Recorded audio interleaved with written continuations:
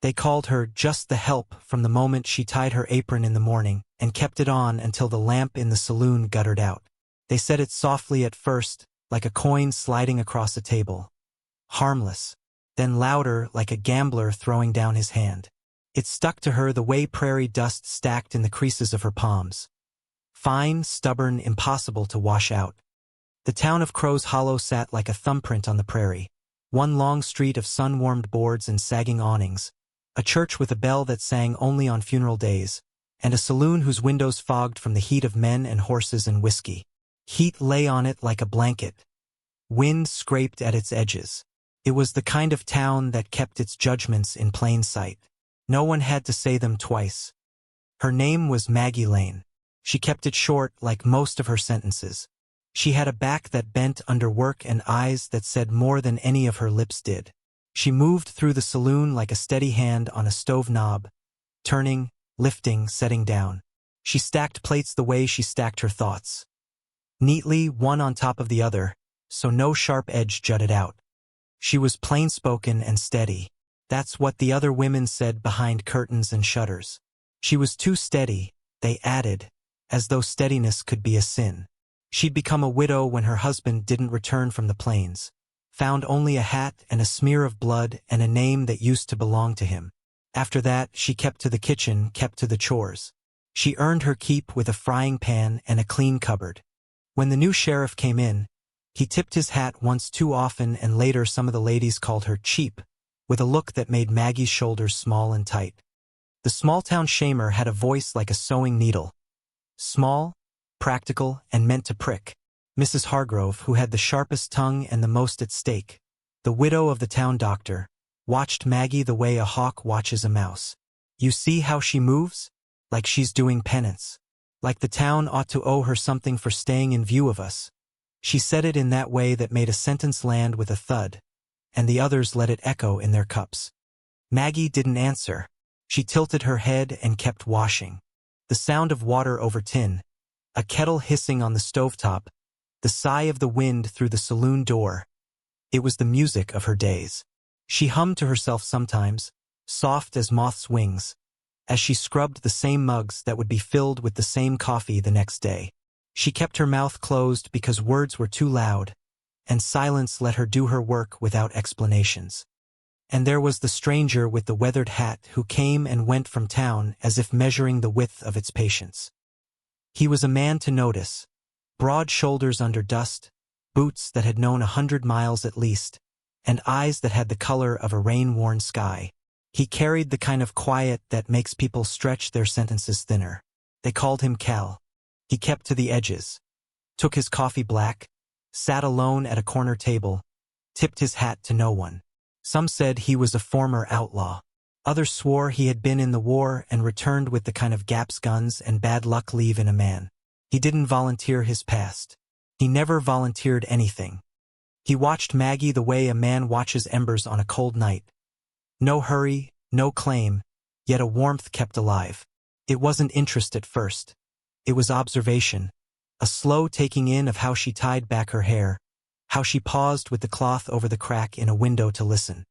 He saw her hands, calloused and precise, the small locket she wore beneath her apron with the tremble to the chain when she moved. He saw how she straightened the chairs of the lonely, the way she wiped a widow's tears with the back of her hand like she'd done it before and would do it again if asked. One afternoon, as sun smudged itself into gold at the saloon's windows, the small-town shamer made her pronouncement with a laugh that wanted to be a rasping star. "She's a pity magnet," Mrs. Hargrove declared, hands clasped like rosary beads. "Sells the kindness cheap, so's we can feel better about paying less." The room stirred. The men laughed to blot the insult out of the air. The women murmured like hens at feed. Maggie's shoulders tightened. The cloth in her hand wrinkled. A plate slipped and hit the floor with a ceramic cry. For a blink, the saloon fell into a pocket of silence. And in that stillness, Maggie's throat moved. She swallowed a thing that felt like thin-corded rope. The men moved, the conversation braided back, but something in Maggie had been wound tighter. Cal watched her. He'd seen the look they gave her before, the side eye and the thin smiles that never reached the eyes. He saw how she bore it like an old coat, the hem frayed but covering. He had sat with his back to the wall for months and watched her do what she thought she must. Wash, feed, stack, stay. He had a past that wasn't a secret so much as a shadow. Once, in a life that was taught in quick, sharp lessons, he had been someone who would have answered a slight with a bullet.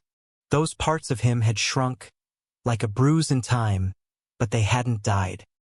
He kept them quiet not because he feared them, but because he preferred keeping his hands clean in another way, to offer help, any help, without the clatter of old debts. It was a small kindness that set the first of his changes loose. One dry morning, a little boy came into the saloon. He looked like a scrap toy, knees mud-caked, cheeks hollow, hunger in the way he watched a plate. He was Josiah, the preacher's boy, though in a town that starved for good food, anyone's child could starve.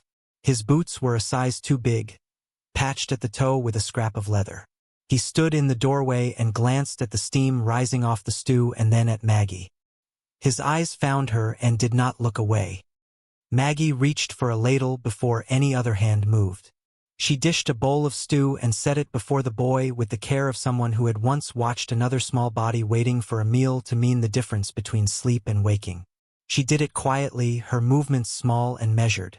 When Josiah's fingers wrapped around the bowl and he tasted, relief went across his face slow as sunrise. "Thank you, Mississippi Lane," he said, like a prayer. The room stirred. "You don't feed their kind here," someone said, meaning not to be mean but being mean all the same. Mrs. Hargrove's mouth tightened. The money men frowned. The sheriff looked away. Maggie lowered her eyes. She could have been ashamed. She could have explained that everyone in her saloon deserved food first and charity second. Instead she wiped the rim of the bowl, set another ladle by the stove, and let poultry smell and onions and warm broth command the day. Helping the boy cost her pennies in the register, which would later mean a frayed apron, a skipped sugar ration. But it cost nothing to the heart that had already been trimmed down to bones and held steady. Cal watched, and something like a rope inside his chest warmed. He moved his chair, slow and sure, until he occupied the space near the stove where a man with his past could pay attention and not be conspicuous. When Josiah's father later entered in a scrape of worn cloth and muttered a thanks that was barely a sound, Cal threw the man a look that said, "You keep on," and the boy's father straightened.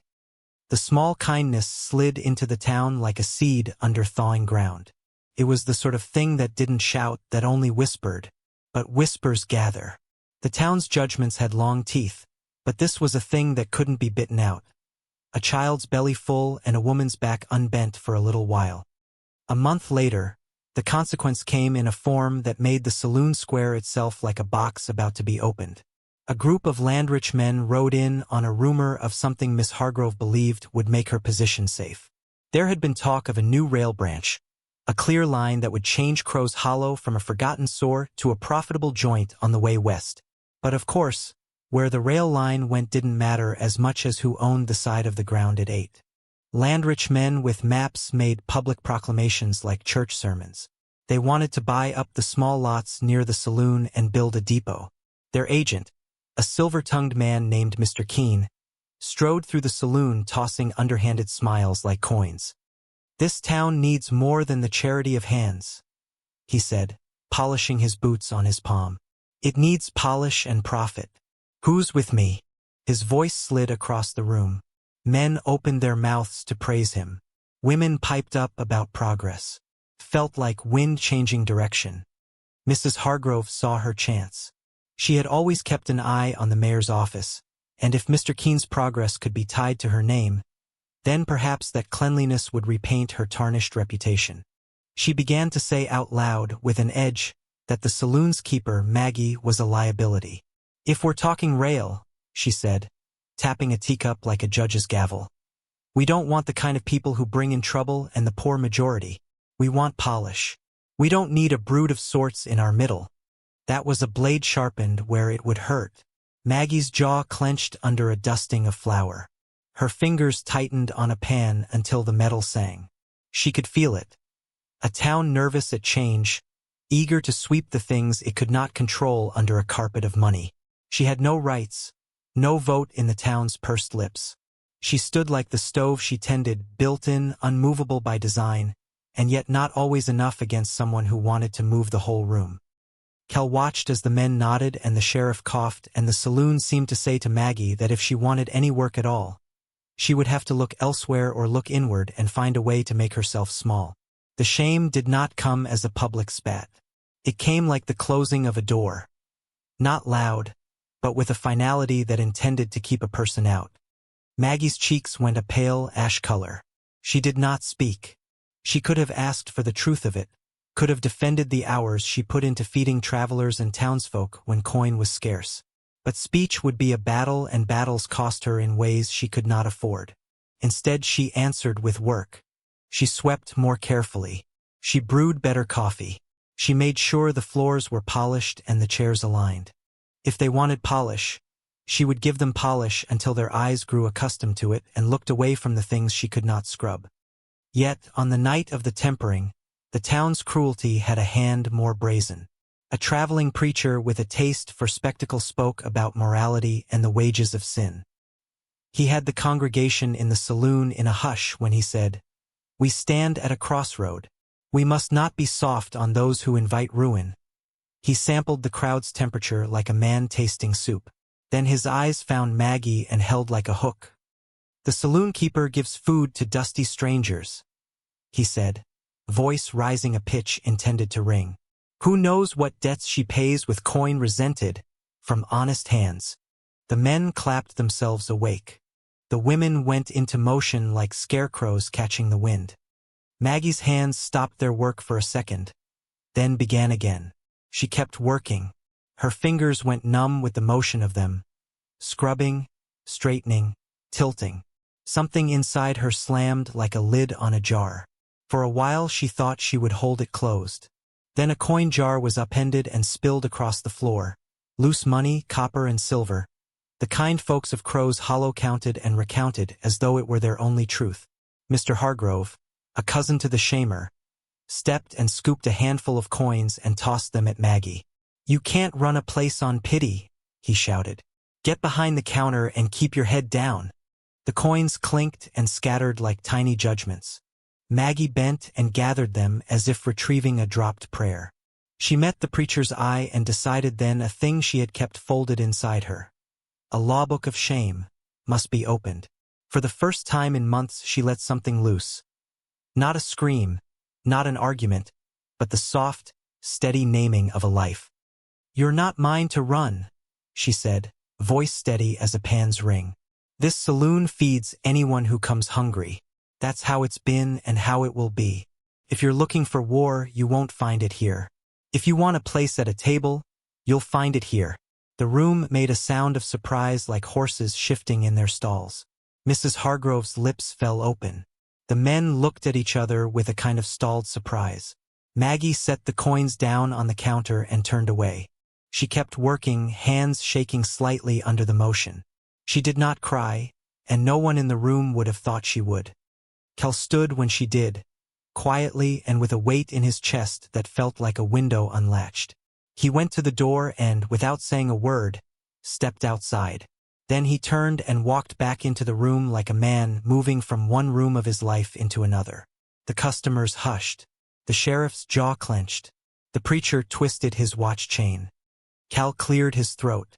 He had not chosen to be loud, not in his life. But he understood the justice of a soft voice that had not been heard. "This is a respectable place," he said, and the word respectable struck the room like a promise and an accusation both. "If any man's got a problem with what Mississippi Lane does, he can take it up with me." It was the small-town shamer who smiled and proposed a challenge. "And who might you be to say that?"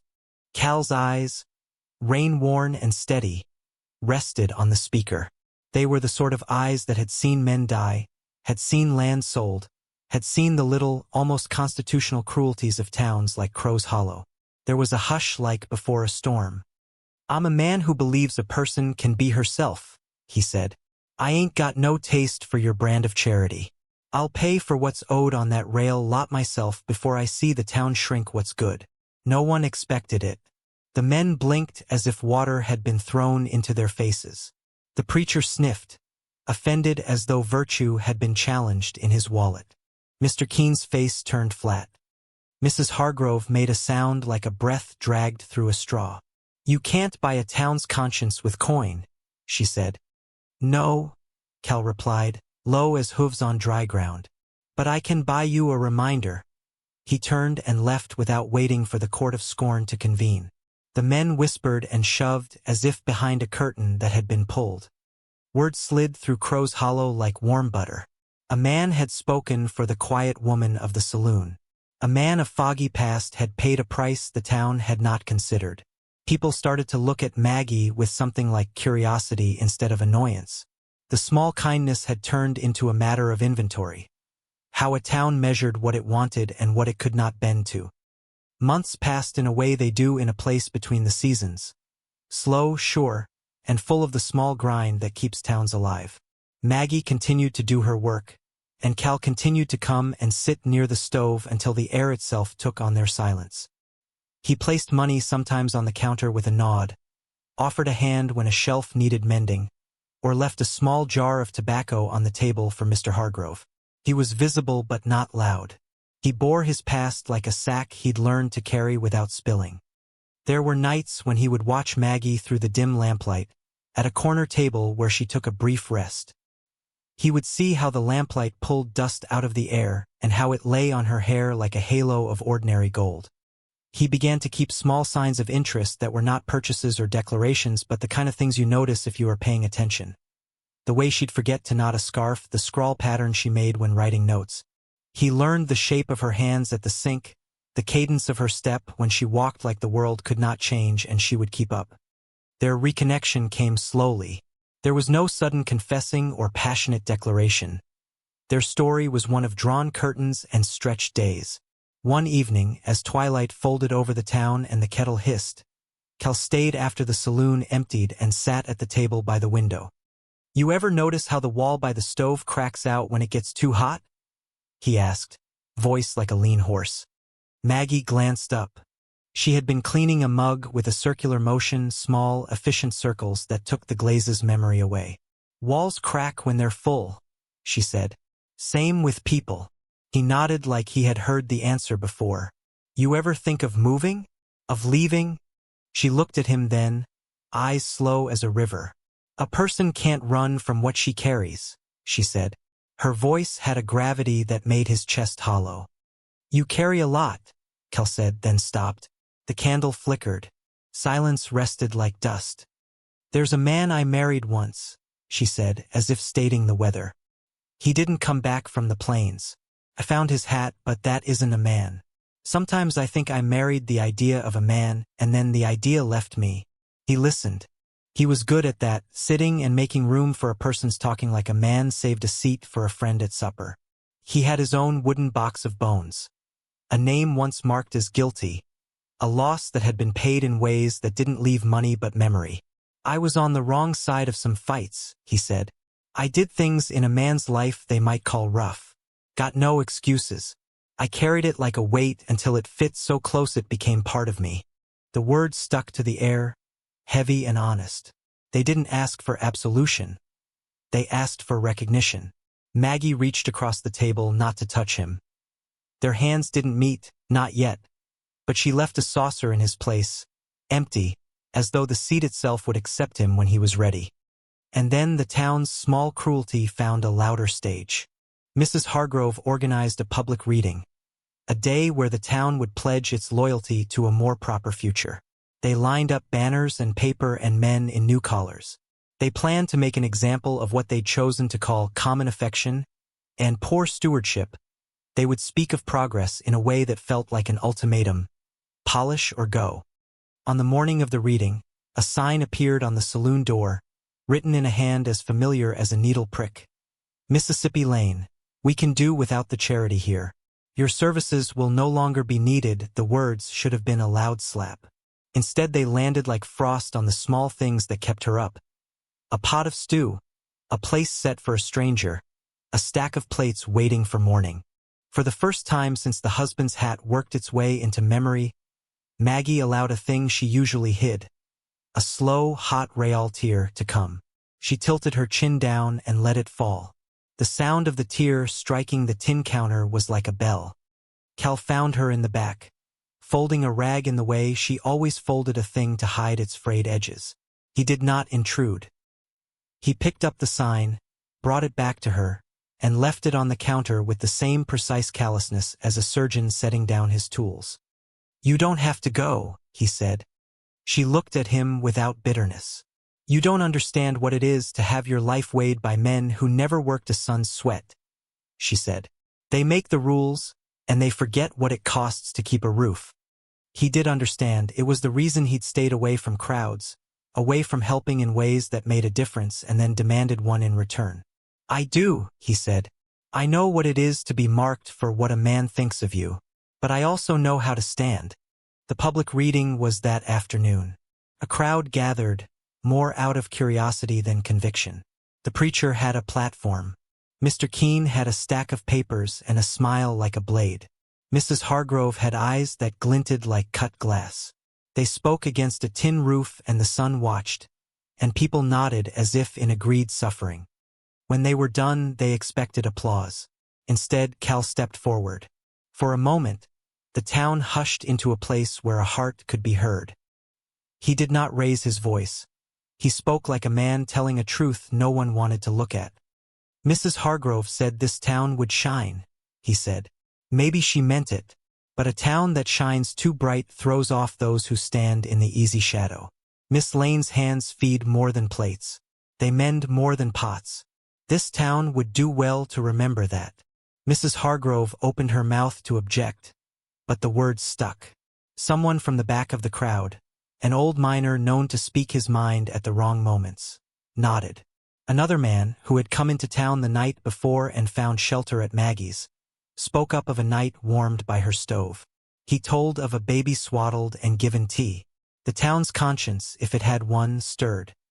The small-town shamer found her power blunted by a man who had no interest in power, only in an idea of decency. She turned her weapon into small talk and small talk into gossip and had to stand down in the face of a community remembering itself. The meeting ended, and no one in the crowd had any appetite for carrying further cruelty. Later, in the dim light of the saloon after the crowd had gone, Maggie sat and rested her head against the wall. Her eyes were red but not defeated.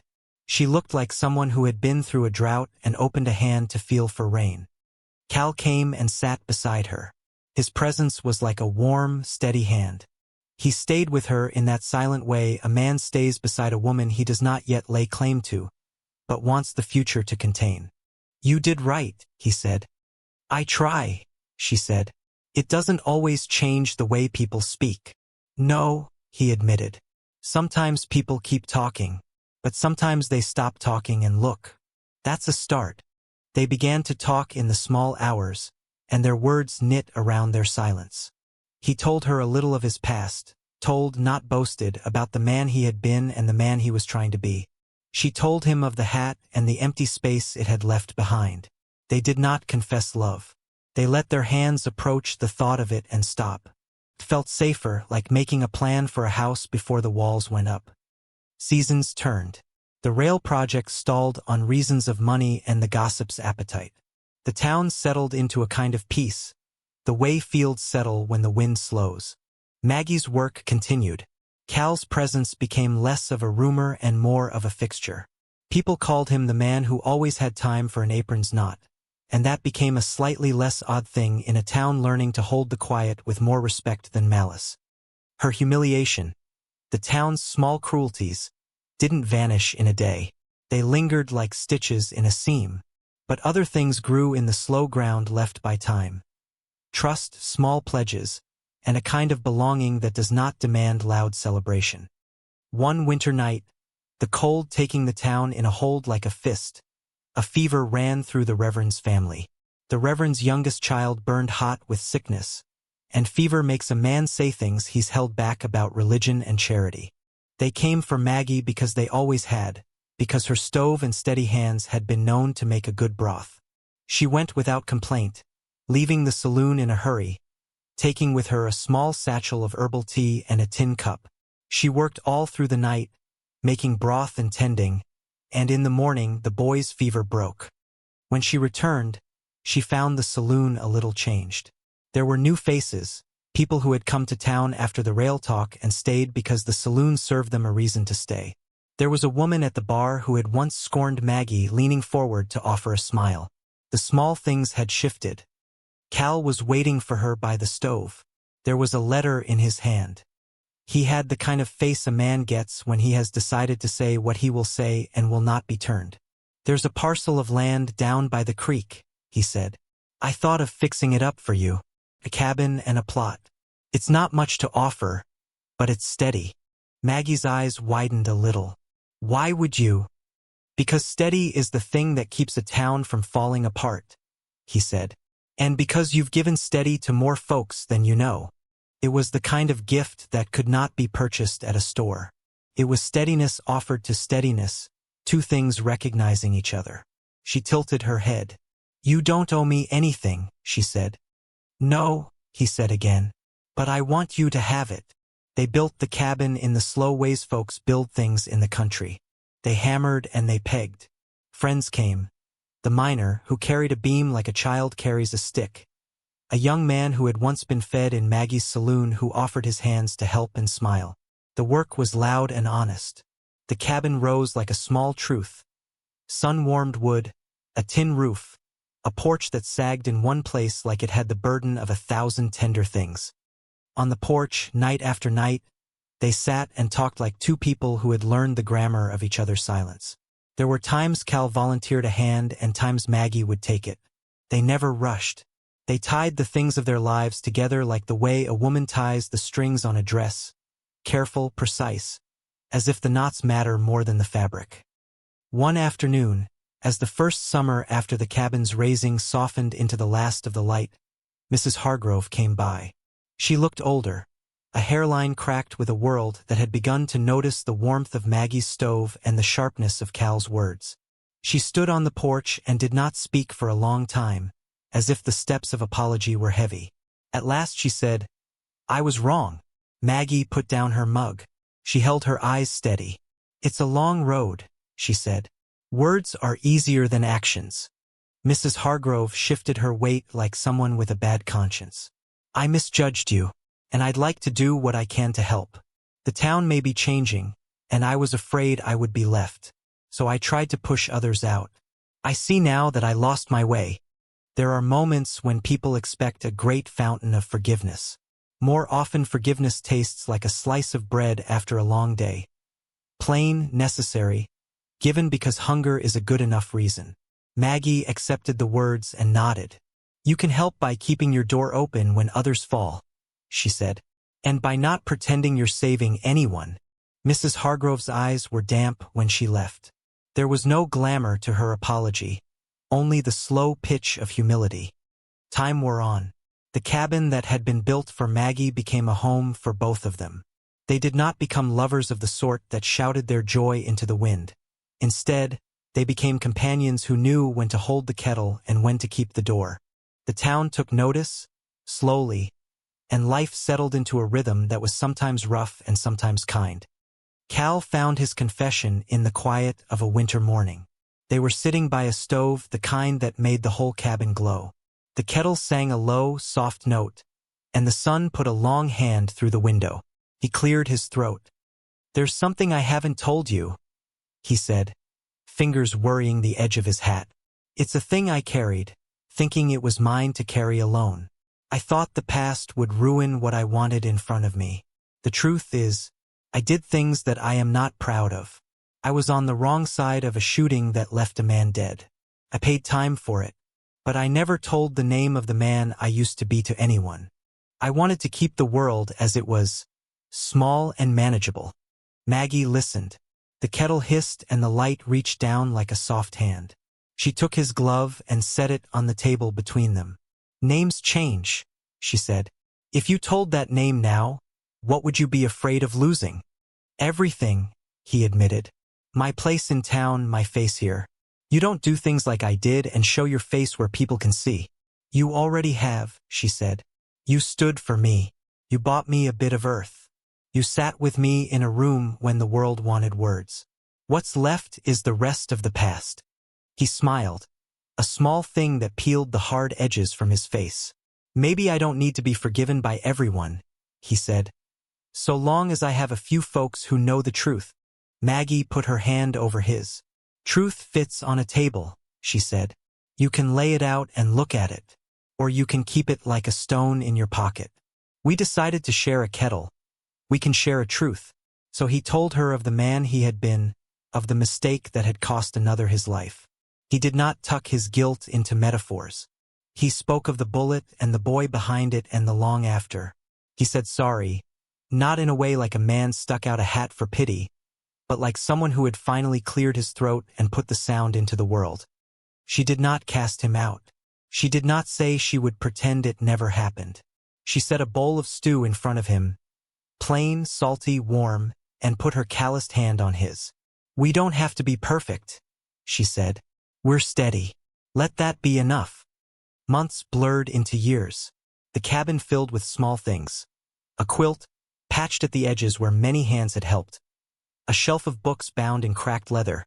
A jar that held coins that were given and received with the knowledge of what it took to earn them.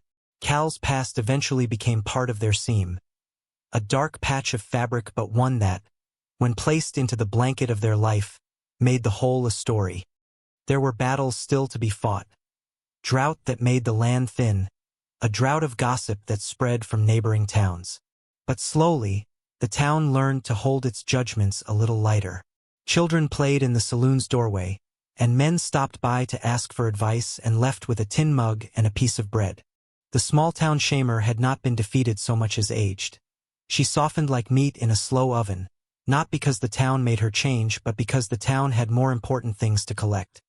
And then, one spring morning, as the songbirds came back to town and the air carried the smell of earth waking, the final sort of thing that solidifies a life took place. They found a ledger tucked in an old book, a sort of inventory of debts and kindnesses. It contained small notes of things Maggie had done. A night watch, a loaf of bread, cups of tea for a widow. It was not heroic. It was precise. It bore witness. The mayor, who had once been unsure whether a saloon's kindness could translate into markets, read the ledger and placed it on the town's official ledger. A document that no law could touch but that men's hearts might. A town that counts kindness finds itself rich, he said, and the crowd that gathered around the town hall that day felt it like a sun warm on their faces. Maggie stood at the edge of the crowd, her hand in Cal's, and watched as the town named what it had been all along. She did not demand heroism. She had not wanted it. She had wanted a table, steady hands, and a place to set down the things her life had gathered. When townfolk approached her and offered thanks, she nodded and accepted like a woman who had done work and would do it again. Cal had his own redemption, not in a court sentence, but in a man's daily work and in the quiet of morning.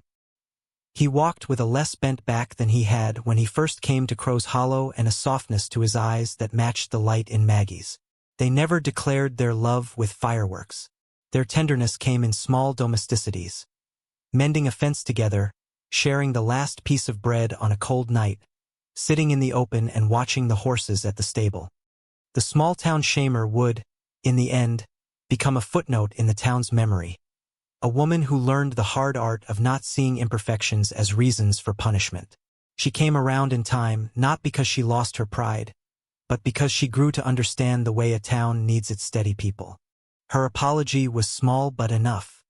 And yet the story's thread did not end with vindication alone. One afternoon, when the light slanted like an old man's hand and the kettle boiled with a small confident note, Cal stood on the cabin's porch and did a thing he had never done in public before. He knelt. He did not ask the entire town's absolution. He asked Maggie's small and kept self for the life she had built with him. Maggie, he said, voice like dust blown away. This cabin's walls ain't strong enough to hold back my feelings. You've been steady like the dawn. I want to be steady like the hearth. Will you? He reached for her hand. It was not the firework proposal that made a town stand up. It was the ordinary truth of it. A man standing steady with the past standing behind him, and a woman who had long weathered storms looking at what steadiness had become. Maggie's eyes softened. She looked at the porch where their shadows mixed, at the kettle where their steam mingled. She had a thought, a small, practical one, about how they could plant flowers and perhaps a small garden near the cabin. Then she reached down and folded his hand into hers. "Yes," she said softly, the word taut with all the things between them. There was no elaborate flourish. There was a steady breath and the long, slow turning of a life. The town clapped, not in staged applause but in the way of folks who had watched a good thing grow and wanted to mark it. They would later tell the story as if the love had always been inevitable. But Maggie and Cal knew better. They knew the slow accumulation of small acts. The ladles, the quiet purchases, the jar of coins, the building of a cabin. They lived it out like men and women who would rather feed a person than feed gossip. Years later, when the mayor's ledger was a worn thing and children learned the town stories like prayers, folks would tell of how the saloonswoman stood quiet and unbowed and how the berries past Cowboy stood up and said her name. They told of how a gentle man had pulled her back from the edge of being used and how a small-town shamer found her conscience late and begrudgingly. They told, too, of the cabin where two people learned to share not just roof and hearth, but faults and names and the messy business of time. There are towns like Crow's Hollow all across the plains, and there are thousands of small stories like Maggie and Cal's. A sequence of small mercies that add up to something big. If you saw yourself in her, if you felt the ache of silence pressed into your ribs, remember this. Some roots grow in silence. They don't make a sound until they break through the dirt and show green. She gave everything without asking. And finally, someone gave back. If her story hit you hard, don't forget the ones who stay quiet. Those steady hands at the stoves. Those who wipe tears without the trumpet call. If you have the chance, offer a bowl of stew, a place at the table, a house with a porch. You don't need a parade to mark a life. You need a seat at the table and someone willing to say your name. And that's how a whisper changed a town. The chapel bell had already stopped when the crowd thinned and the sunlight slipped back into the ordinary rhythm of the town. A slow, ordinary gold that made dust motes look like drifting promises. Maggie and Cal lingered on the fringe, surrounded by faces that were kinder now than they had been the month before, kinder than they'd been the year before. They both felt the weight of it. Not the weight of the clapping, which was light and human, but the weight of recognition, which sat in the ribs like a stone heated by the sun. Maggie turned her face to the sky and let the warmth steal into the lines around her eyes. Her hands, those hands that had ladled soup and washed plates and mended torn seams, were still folded over Cal's. She could feel the knuckled ridge of his fingers, the small nick on his thumb where a braid rope had once cut him, the faint scent of leather and saddle oil that seemed to belong to him as surely as the campfire belonged to the night. It calmed her in a way she had not known she needed. "You reckon they'll hush about it now?" she asked, voice low as if the question could scare the moment away. Cal's jaw worked. He looked toward the row of storefronts, the hardware with its rusted bell, the barber with its painted pole, the saloon where Maggie had worked her life into the wood and the floorboards still remembered her steps. "They'll have to," he said. "Not forever. Folks forget, but when it comes to names, they remember who's got the right to say one." "You earned it." Maggie swallowed. Earning a name wasn't the same as wanting one. Some nights, in the kitchen's dim lamplight, she had mouthed her own and tested it like a new coin. "Maggie." It rolled in her mouth. It didn't sting. "I don't know what I did to deserve any of this," she confessed, not wanting praise but needing honesty. "You did the only thing that can't be faked." Cal's voice dropped into the gravel it always carried when he was being plain. "You kept going. You fed folks who sneered. You didn't quit when quitting was easier. That counts for more than a parade."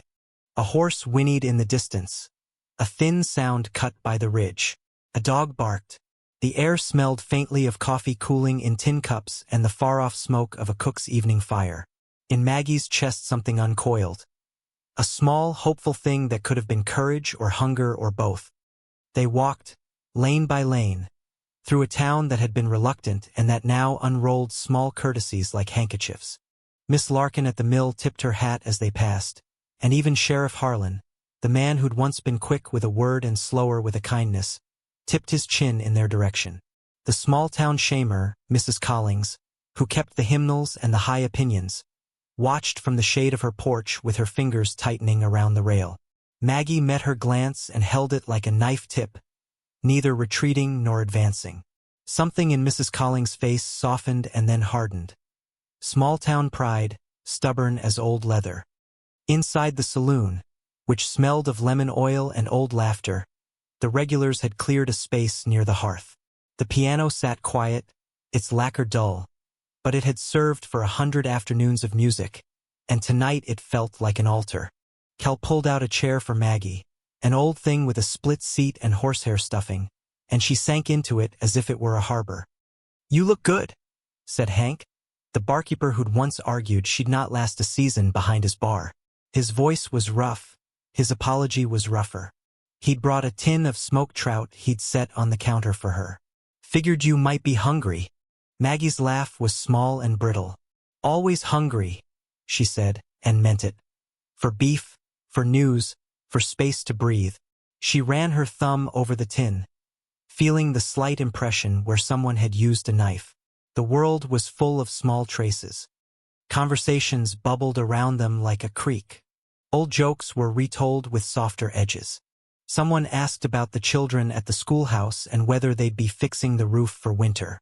Someone else mentioned the drought on the western range and the man teaching at the church who'd lost his cattle but kept his faith. It was ordinary life, the kind that built towns, and it felt like a blessing. The plate of trout tasted like home, like smoked oak and salt. Maggie let the flavors remind her that she had once been content with small things. A warm bed, a steady wage, a friend who didn't pry. She remembered too the nights when loneliness was a pressing thing, heavy as a wet cloak. She thought of the jar in the back of her cupboard with the small coins Cal had slipped in, one at a time, until the jar had been more than a secret and had become a plan. "Did you ever want more than this?" Cal asked, as they spoke of bread and weather and who would mend the fence. "More," Maggie repeated. The word unhooked memories like stray stitches. She thought of the open prairie, the horizon uncaring and absolute. "At first I wanted less," she admitted. "Less looking over my shoulder, less listening to whispers. Then a time came when less didn't feel like enough. Then I wanted a place that was mine or ours. A place where I didn't have to keep tally.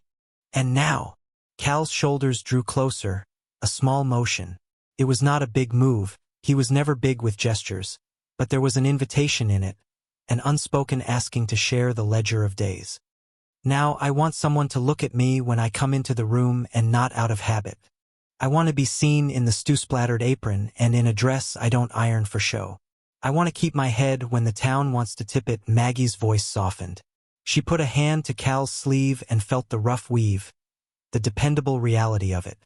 "I want a porch." Cal's laugh was quick and surprised. A bird startled from low branches. "A porch," he echoed. "We'll build you 2 porches if that's what you want. One that faces east for your morning coffee, and one that faces west for the sunsets you might not say you like but will stand for anyway." He paused, and his gaze moved past her to the open sky as if measuring the timber with his eyes. "And a roof that doesn't leak. Maybe a small garden. You'd get your hands dirty again, I reckon." Maggie pictured it. Boards warmed by sun, a kettle on a small stove steaming into the morning, a worn chair with a patched seat where she could sit and mend more than clothes. She let herself imagine a name on the mailbox. The image felt like a hymn. But the town had not changed its habits overnight. Old habits were like frost that needed steady sun. The small-town shamer's voice still rustled, though less often, finding new amusements in gossip that had less and less bite. There were nights when laughter was a little too loud, a little too sharp. There were nights when some men came into the saloon with pride and pockets full of old opinions. On one such night, as autumn leaned toward cold and the first hard winds came in from the west, a man who had once whispered things about Maggie's past stumbled in drunk and loud. "Well, well," he slurred, eyes roaming as if he expected the room to bow. "Ain't she a sight? The saloon angel turned town boss. Who'd take her in, eh? Who'd marry a gal with no family?" Silence dropped like a drop dish. The piano froze mid-misery of a tune. Maggie's hands tightened in her lap. She had learned to move through shame the way a river moves around a stone, soft and inevitable and abiding. This one cut. It cut because it came with a laugh meant to take and drag, to turn her into the subject of a story that would be told with relish and cruelty.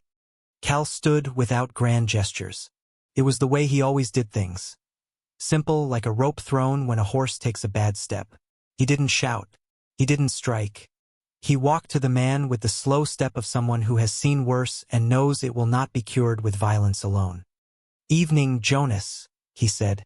His voice was low, even, and it carried. "You got enough room for yourself tonight? You don't need to make folks the measure of your grief." Jonas blinked. He was a man used to applause for his sharp tongue. He had never been measured like this. "Mind your own, Cal," he grunted, voice souring. "I speak plain." "Your voice is loud enough," Cal said. "You don't need to tear at a woman to hear it. She's got a past." Jonas's words were like a stone. He'd chosen them carefully once upon a time, when he wanted a laugh at another's expense. Tonight he thought they'd landed with effect. "Ain't none of us have a clean slate. Why's she so special?" Cal's face tightened.